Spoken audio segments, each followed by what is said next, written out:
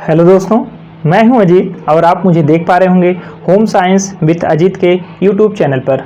आज हम लोग इस छोटी सी वीडियो के माध्यम से पढ़ने वाले हैं विटामिन B12 यानी कि साइनोकोबालामिन। तो चलिए देखते हैं। जब साइनोकोबालामिन की बात आती है तो नाम से ही स्पष्ट होता है कि इसका जो मुख्य घटक है, मुख्य कारक है, वह आपका कोबालामिन है यानी कि कोबाल्ट है। चलिए देखते हैं एक एक करके। जब हम विटामिन B12 की बात करते हैं इसका रासायनिक नाम ही होता है साइनोकोबालामिन। अगर हम इसके खोज की बात करें तो आपके विटामिन B12 की खोज परनीसियस नामक एनीमिया का इलाज ढूंढते ढूंढते आपके विटामिन B12 की खोज हुई थी। परनीसियस नामक एनीमिया का इलाज ढूंढते ढूंढते आपके B12 की खोज हुई थी। और कब हुई थी? 1934 में हुई थी। किसने किया था? मीनोट और मर्फी ने किया था। कब किया था? 1934 में किया था। किसने किया था? मीनोट और मर्फी ने किया था। और इसका जो अणुभार हुआ करता है विटामिन B12 का वह 1355 है। विटामिन B12 का अणुभार होता है 1355 और परनीसियस एनीमिया का निदान ढूंढते समय की गई थी। क्योंकि आपको पता है कि विटामिन B12 की कमी से आपकी जो समस्या हुआ करती है, जो एनीमिया हुआ करती है, एनीमिया का जो प्रकार है वह आपका परनीसियस एनीमिया है। और इसी का निदान को ढूंढते ढूंढते इसका विटामिन B12 की खोज हुई थी। यह सबसे जटिल अणु वाला यौगिक है। यह सबसे जटिल अणु वाला यौगिक है। और आपको पता ही है कि इसके रासायनिक नाम में ही कोबाल्ट जुड़ा है। तो जाहिर सी बात है कि इसमें कोबाल्ट उपस्थित होगा। तो यहाँ पर भी ये भी जानना होगा कि इसमें कितना प्रतिशत कोबाल्ट पाया जाता है। जिस तरह से आप लोगों ने देखा कि जब प्रोटीन की बात होती है तो वहाँ पर आप लोगों ने देखा कि इसमें नाइट्रोजन उपस्थित है। तो वहाँ पे हमने जाना कि नाइट्रोजन की 16% मात्रा होती है। तो इस प्रकार जब कोबाल्ट इसमें उपस्थित है तो कितना प्रतिशत कोबाल्ट है? तो 4 से 5% कोबाल्ट पाया जाता है। और यह देखा जाता है कि जहां पर कोबाल्ट होता है वहां पे सल्फर उपस्थित होता है।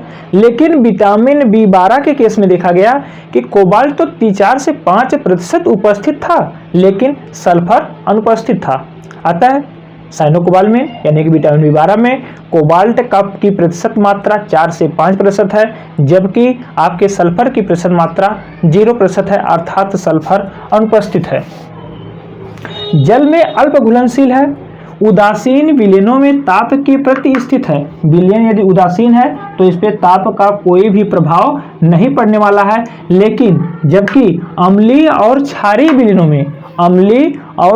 विलयनों में यह नष्ट हो जाता है।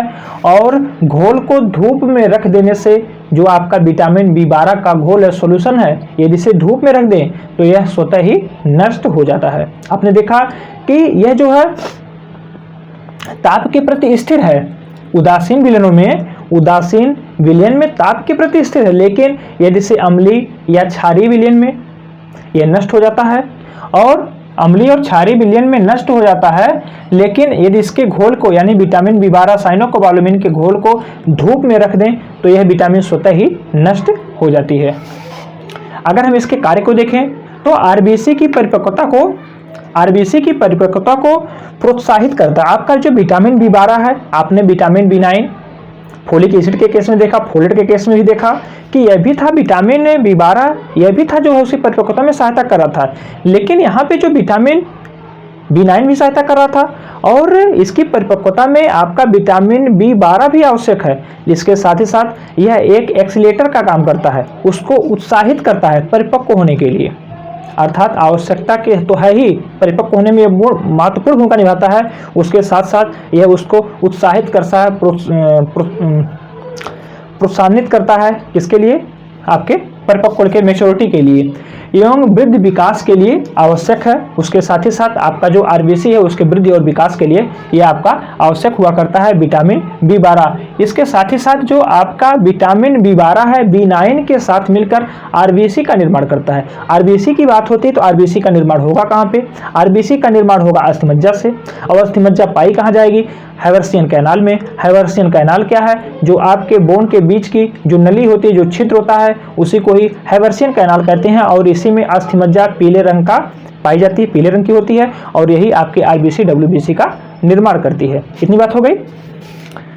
यहीं पर आपके विटामिन B9 के चयापचय में यह आपके महत्वपूर्ण भूमिका निभाती है, यानी कि विटामिन B12 की अनुपस्थिति में जो आपका विटामिन B9 है, यानी कि फोलिक एसिड है, फोलेट है, इसका जो है चयापचय नहीं हो पाता है, यानी कि उसके चयापचय में यह सहायक होती है। डीएनए के निर्माण में सहायक होती है। DNA deoxy ribo nucleic acid, DNA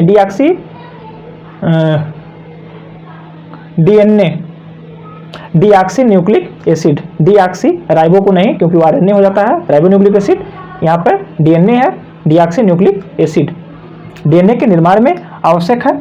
उसके साथ ही साथ देखेंगे कि आपके मिथियोनिन, कोलिन एवं आपके मिथियोनिन, कोलिन एवं अन्य अमीनो एसिड के संश्लेषण के लिए आवश्यक है। तो यहाँ पर आप लोग देख रहे हैं कि मिथियोनिन, कोलिन और अन्य अमीनो एसिड, जैसा कि आपने ट्रिप्टोफेन देखा, आपने हिस्टाडीन देखा, आपने आर्जिनिन देखा, आपने फिनाइल देखा, बेलिन को देखा, तो ये सारे आपकी अमीनो एसिड हुआ करती हैं, एसेंशियल अमीनो एसिड। इनके संश्लेषण के लिए ये आपका विटामिन B12 यानी कि साइनोकोबालमिन आवश्यक हुआ करता है। लेकिन यहाँ पर आप लोग जब देखते हैं कि मिथियोनिन क्या आपको दिखता है, तो यहाँ से आपके दिमाग में एक बात क्लिक कर जानी चाहिए कि सर इसके पहले तो हमने मिथियोनिन, थ्रियोनिन, ट्रिप्टोफैन देखा था, ट्रिप्टोफैन कहीं पढ़ा है, और वहाँ पे हमने यह पढ़ा था कि यह किसी भी चीज़ में अनुपस्थित था। कौन सा प्रोटीन था जिसमें 3 अमीनो एसिड अनुपस्थित थे? आपका वह दाल था।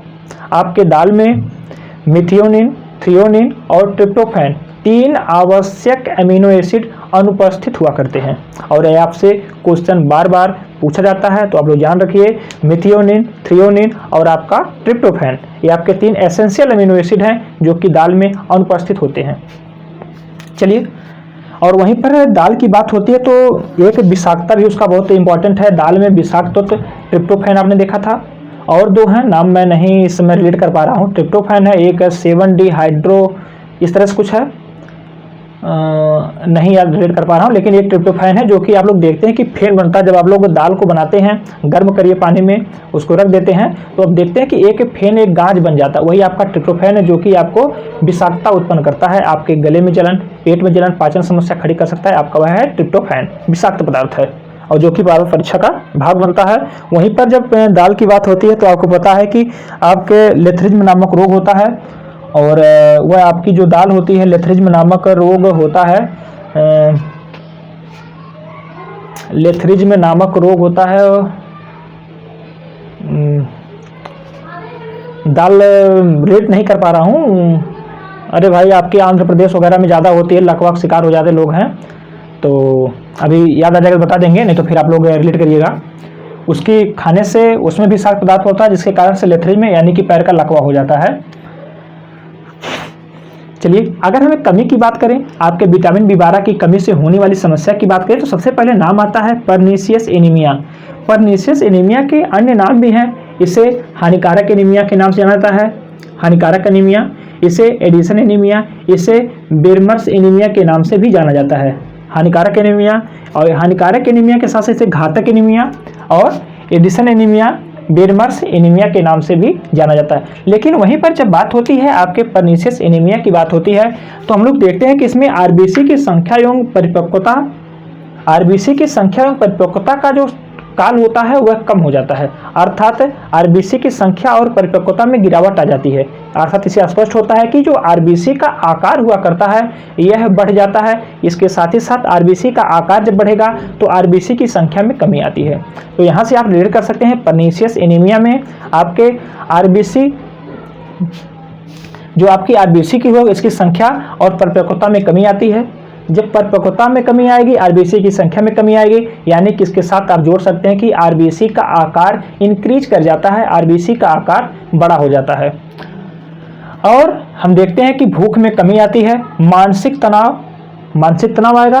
और पता है जब आपके आरबीसी का आकार बड़ा हो जाएगा तो उसके ऑक्सीजन परिवहन करने की क्षमता उतनी रह नहीं जाएगी। तो आपको पता है कि जो बिलिरुबिन है, जो कि एक वर्णक है, पिगमेंट है, जो कि आपको शरीर को पीला रंग प्रदान करता है, पीला रंग प्रदान करेगा। और इसका निर्माण कहाँ होता है? आपके यकृत करता है, पित्ताशय में रहता है बिलिरुबिन। तो इसकी मात्रा आपके ब्लड में बढ़ जाती है। जब इसकी मात्रा आपके ब्लड में बढ़ती है तो देखने को क्या मिलता है, आपकी आंख पीली पड़ने लगती है, आपके नाखून पे पीलापन आता है, आपके नाखून पे पीलापन आता है, आपकी आंख में पीलापन आता है, आपकी त्वचा में भी पीलापन दिखाई देता है। और इसकी स्थिति जब गंभीर हो जाती है, यह कुछ और नहीं जो बिलिरुबिन हुआ कर, जब इसकी मात्रा बढ़ती जाती है, यह आपके आरबीसी के निर्माण में बाधा उत्पन्न करता है। अर्थात एक तो आप पहले से ग्रसित थे, आपके अंदर आरबीसी कम थी, लेकिन जैसे ही बिलिरुबिन की मात्रा आपके ब्लड में बढ़ती है, आपके आरबीसी के निर्माण को यानी कि आर के अस्थिमज्जा को प्रभावित करता है, जिससे कि आप एनीमिया के शिकार हो जाते, गंभीर स्थिति देखने को मिलती है।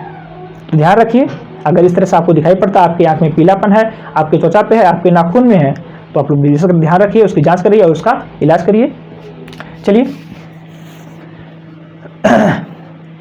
और जो आपकी पर्नीशियस एनीमिया होती है, इसमें आपके नाड़ियों में विकार भी उत्पन्न हो जाता है। नाड़ियों में विकार से संबंधित आपका हो गया कि किसी अंग का शून्य रहना, आपके अंगों में झुंझुनाहट, इन सारी समस्याओं को देखा जाता है। यानी कि जो आपकी पर्नीशियस एनीमिया इतनी खतरनाक है, इसको कुछ कहा नहीं जा सकता, क्योंकि आपने देखा कि इसके पहले आपने मेगालोब्लास्टिक एनीमिया को देखा, उसमें इतनी समस्याएं नहीं थी, उसमें आरबीसी का आकार अनियमित हो जा रहा था, बड़ा हो जा रहा था, जिससे ऑक्सीजन परिवहन की क्षमता घट जा रही थी, व्यक्ति को हांफा आ रहा था। लेकिन इस स्थिति में आपने वो सारी कंडीशन देखा जो कि मेगालोब्लास्टिक पर्नीशियस एनीमिया में था, मेगालोब्लास्टिक एनीमिया में था। उसके साथ ही साथ आप इसमें यह भी देख रहे हैं कि तंत्रिका तंत्र भी आपका प्रभावित हो रहा है। जब तंत्रिका तंत्र प्रभावित हो रहा है तो आप लोग देख रहे हैं कि मानसिक तनाव, पीलिया, और उसके साथ ही साथ आपके तंत्रिका तो प्रभावित होने से आपको झुंझुनाहट, अंग का शून्य होना आदि सारी समस्याएं देखने को मिलती हैं। इसी कारण से इसे घातक एनीमिया के नाम से भी जाना जाता है, हानिकारक एनीमिया, घातक एनीमिया आदि नामों से इसे जाना जाता है। और आपको पता है कि भूख की कमी हो जाती है इसमें है। अगर इसकी जब अधिकता हो जाती है, अगर आपको इसी की अधिकता नहीं बल्कि आपके किसी भी विटामिन, किसी भी मिनरल की जब अधिकता होती है, तब वह आपके शरीर में विषाक्तता उत्पन्न करता है। लेकिन ऐसा होता नहीं, क्योंकि आपके शरीर प्रकृति ने कुछ इस प्रकार से बनाया है कि आपके शरीर को जितनी आवश्यकता हुआ करती है वह उसका उतना ही अवशोषण करती है, उसको लालच नहीं लगती है।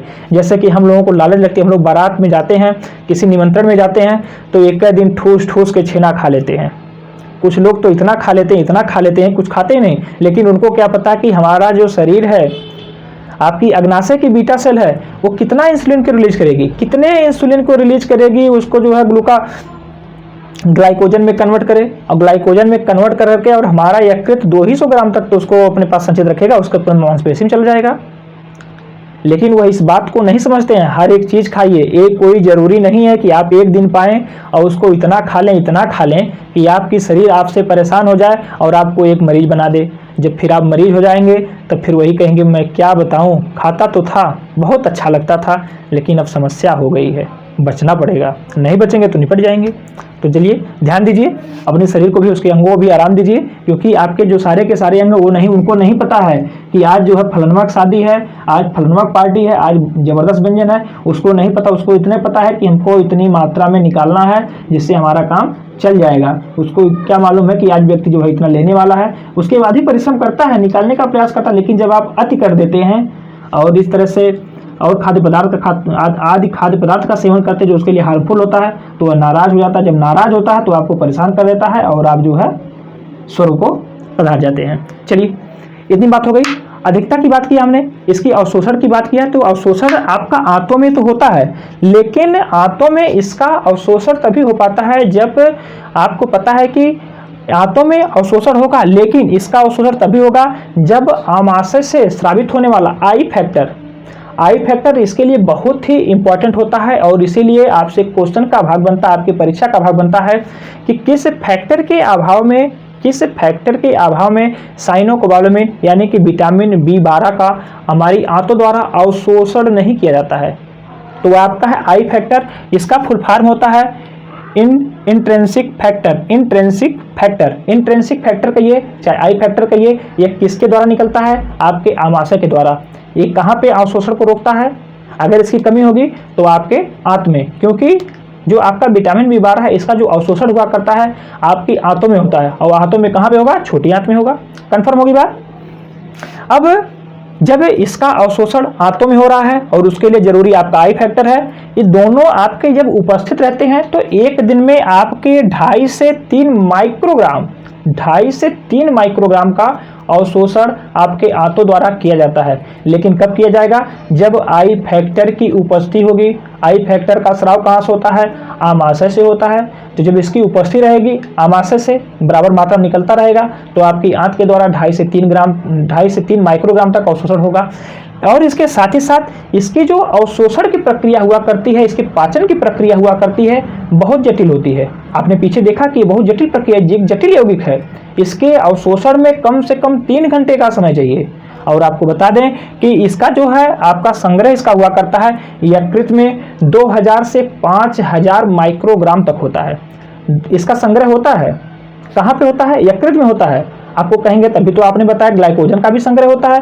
तो आपका जो यकृत है, जो आपका लीवर है, जो आपका जिगर है, हिपैटिक सेल, कुफर सेल है, उसमें जो सबसे अधिक यानी पुनरुत्पादन की क्षमता रखती है, बहुत ही अद्भुत है, उसमें वह आप लोग देखिए कि बहुत सारा काम करता है। बहुत सारे एंजाइम को निकालेगा। आपको पता है कि जार को निष्क्रिय करने का काम वही करता है। आपको पता है ग्लाइकोजन का संग्रह वही करता है। आपको पता है बीटा कैरोटीन को रेटिनॉल में कन्वर्ट करने का वही काम करता है। आपको पता है कि ट्रिप्टोफैन अमीनो एसिड को विटामिन B3 यानी कि नियासिन में कन्वर्ट करने का काम वही करता है। लीवर का बहुत ही काम है, बहुत काम करता है, लेकिन लोग इसका ध्यान नहीं देते हैं। लोग ज़्यादा तैली चीज़ खाएंगे, लोग ज़्यादा इस तरह का चीज़ खाएंगे, तली भुनी चीज़ खाएंगे, और जिससे हो जाता परेशान। तो कहते हैं कि हमको फैटी लीवर हो गया है। फैटी लीवर और उसकी स्थिति गंभीर होती है तो लीवर सिरोसिस हो जाता है। लीवर जब सिरोसिस होगा तो कोई बचाव नहीं पाता है, आदमी निपट जाता है। तो ध्यान रखिए आपके लिए कितना आवश्यक है लीवर, आप पढ़िए तब जानिए और आनंद लीजिए। तो पता आपको है कि लीवर में यह 2000 से 5000 माइक्रोग्राम तक संग्रहित होता है। क्यों संग्रहित होता है? आपका साइनोकोबाल्मिन यानी कि विटामिन B12। लेकिन एक दिन में इसका अवशोषण कितना होगा? 2.5 से 3 माइक्रोग्राम तक होता है। किसके द्वारा होगा? आपकी आंतों के द्वारा। किसकी उपस्थिति में होगा? आपके आई फैक्टर यानी कि इंट्रिंसिक फैक्टर, आई फैक्टर, इंट्रिंसिक फैक्टर, और ये किसके द्वारा निकलता है? आपके आमाशय के द्वारा स्रावित होने वाला एक एंजाइम है। चलिए अगर हम इसके स्रोत की बात करें, आपका विशेष रूप से इसका जो स्रोत हुआ करता है आपका प्राणिज जगत होता है। और प्राणिज जगत से जो आपके खाद्य पदार्थ हैं, इसके स्रोत का मुख्य स्रोत है। इसमें आपके प्राणिज जगत से आपका अंडा, मांस, मछली, यकृत, दूध आदि सारे के सारे हो जाते हैं। और देखते हैं कि आपके वनस्पति जगत की बात करें तो आपका एक शैवाल की बात आती है। एक शैवाल का नाम निकल के आता है स्पाइरुलिना। यह एक प्रकार का आपका शैवाल होता है जो कि प्रोटीन के निर्माण और उसके साथ साथ ऑक्सीजन को रिलीज करने में इसकी बहुत ही महत्वपूर्ण भूमिका निभाता है। यह बहुत अधिक मात्रा में ऑक्सीजन को रिलीज करता है और इससे उच्च कोटि का प्रोटीन प्राप्त होता है। और आपको बता दें जो आपका विटामिन B12 है, साइनोकोबाल्मिन है, अगर इसकी आपको कमी है, इसकी कमी तो विशेष रूप से मुख्य रूप से आपके जो शाकाहारी लोग हुआ करते हैं इनमें देखा जाता है। कारण क्योंकि इसकी उपस्थिति आपके वनस्पति जगत में नहीं होती है। लेकिन वहीं पर जब हम उच्च प्रोटीन वाले चीज़ों को सेवन करते हैं, चीज़ों को खाते हैं, तो हमें इसकी पूर्ति हो जाती है। अब उसी प्रकार से अगर हम इस शैवाल का यूज करें, जो आपका स्पाइरुलिना शैवाल है, इसमें भी उच्च क्वालिटी का प्रोटीन पाया जाता है और उसके साथ ही इसमें ऑक्सीजन रिलीज करने की अद्भुत क्षमता होती है, जिसके कारण आपको पता है कि जो हमारे अंतरिक्ष यात्री जाते हैं, स्पेस स्टेशन पे जाते हैं, वो इसको अपने साथ में लेके जाते हैं, जिनको वहाँ पे प्रोटीन की प्राप्ति और उसके साथ ही साथ यह बहुत अधिक मात्रा में ऑक्सीजन को रिलीज करता है और दोनों की पूर्ति करता है। और आपको पता है कि जो आपका साइनोकोबाल्मिन है, अगर इसकी कमी को पता करना है तो इसके लिए कोई टेस्ट भी होता होगा। उस टेस्ट का नाम होने वाला है मिथाइल मैलोनिक अम्ल टेस्ट। मिथाइल मैलोनिक अम्ल टेस्ट किया जाता है। यह टेस्ट कौन सा है? आपके साइनोकोबाल्मिन की कमी को ज्ञात करने के लिए, साइनोकोबाल्मिन यानी कि विटामिन B12 की कमी को ज्ञात करने के लिए मिथाइल मैलोनिक अम्ल टेस्ट किया जाता है। अगर हम इसके विसर्जन की बात करें तो इसका विसर्जन भी आपको पता है कि आपका जो B ग्रुप है आपके वाटर सोल्यूबल है, अर्थात इसका विसर्जन भी आपके मूत्र के मार्ग से हो जाता है। तो चलिए ये हमारा प्रयास था। हमें उम्मीद है कि आपको विटामिन B12 का कॉन्सेप्ट समझ में आ गया होगा। और आप लोग चाहें तो यहाँ से स्क्रीनशॉट भी ले सकते हैं, क्योंकि यहाँ पर विटामिन B12 से संबंधित जितने भी मुख्य बिंदु थे, इंपॉर्टेंट पॉइंट था, उसको मैं इस छोटे से व्हाइट बोर्ड में कलेक्ट करने का प्रयास किया हूँ। तो यहाँ से आप ले सकते हैं। तो चलिए, यदि आपको वीडियो आया पसंद तो वीडियो को लाइक करिए, यदि चैनल पर प्रथम बार विजिट किए हों तो हमारे चैनल सब्सक्राइब करिए और दोस्तों शेयर करिए। उन्हें मिलते हैं किसी नेक्स्ट वीडियो में, तब तक के लिए धन्यवाद।